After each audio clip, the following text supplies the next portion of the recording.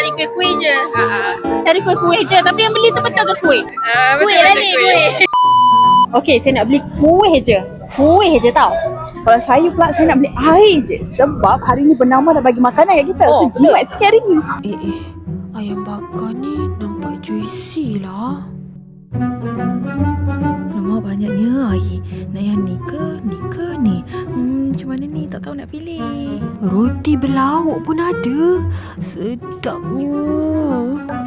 Assalamualaikum semua. Saya Syahida Yusof. Saya Nasyafiqah Hasmawari. Dan hari ni kami berada di Bazar Ramadan Kampung Baru. Kan kita sebenarnya nak tanya orang ramai, betul ke niat pergi Bazar Ramadan nak beli satu atau dua je jual dah berbuka? Ya, tapi kita ni selalu beli lebih daripada apa yang kita rancang. Betul tak? Nak tahu lebih lanjut, jom kita tanya orang ramai. Jom.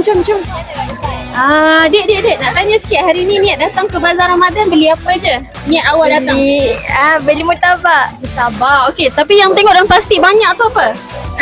Ni popiah. Popiah? Oh, niat beli murtabak tapi beli popiah? Tahu bergedil. Tahu bergedil, okey. Tapi saya nampak kat plastik tu banyak je, macam bukan tahu bergedil je. Semua ada. Air percik ada, durian pun ada. Tahu kan? Dia nak beli tahu bergedil je, tapi beli lain. Niat ke Bazar Ramadan hari nak beli apa je? Ni beli makanan untuk budak ni. Oh, beli apa je? Dia beli ayam, air. Niat awal tu datang nak beli apa je mula-mula tu? Nak beli minum lah. Nak beli minum, tapi dia tak beli banyak makanan. Ya, kalau dah pergi memang dah beli banyak dah. Padahal dah masak kat rumah.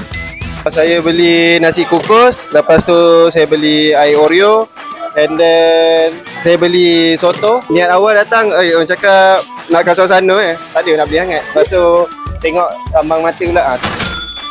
Okey, berapa agak-agak ada habis belanjaan hari ni? 20 lebih. Total almost 50 kat lah. Dah 50. Tak kira pula, tapi kalau lebih kurang dalam RM50 juga. Tinjauan bernama mendapati kebanyakan pengunjung mengakui faktor rambang mata dan pelbagai pilihan juadah berbuka puasa menjadi punca pembelian berlebihan. Dalam keadaan ekonomi semasa dan peningkatan harga makanan, orang ramai dinasihatkan supaya sentiasa merancang keuangan sebelum berbelanja. Betul tu. Tetapkan pembelanjaan, buat senarai barang perlu dibeli, kawal nafsu dan keinginan, dahulukan keperluan bukan ikut kehendak. Elakkan pembaziran. Penat Kau beli apa? Beli kuih je kan? Alamak, tu beli air lah. Alamak, saya pun beli air. Ingat, Ramadan bukan sekadar menahan lapar, tapi juga sebagai latihan untuk mendisiplinkan diri Supaya mampu mengawal nafsu dan berbelanja dengan bijak bagi mengelakkan pembaziran. Alamak, membazir dah pula.